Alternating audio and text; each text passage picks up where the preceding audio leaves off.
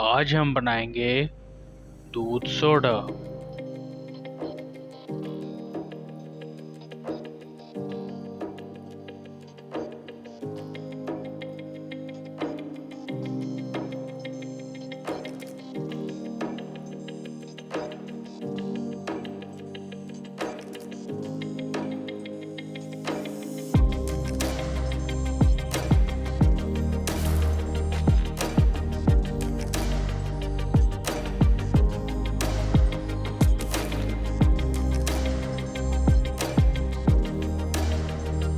Greek yogurt सेहत अफ़ज़ा अज्जा से भरपूर होती है। इसमें खट्टी दही और आम दही वगैरह से ज़्यादा फ़वाइद पाए जाते हैं। शुक्रिया। अज्जा: दूध आधा कप, लेमन सोडा आधा कप, चीनी आधा चम्मच, बर्फ़ हस्ब ज़रूरत। गिलास में शामिल करें बर्फ़ हस्ब ज़रूरत, दूध आधा कप,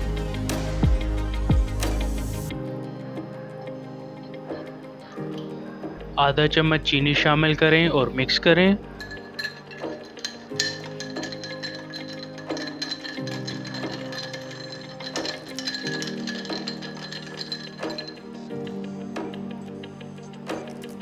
लेमन सोडा आधा कप,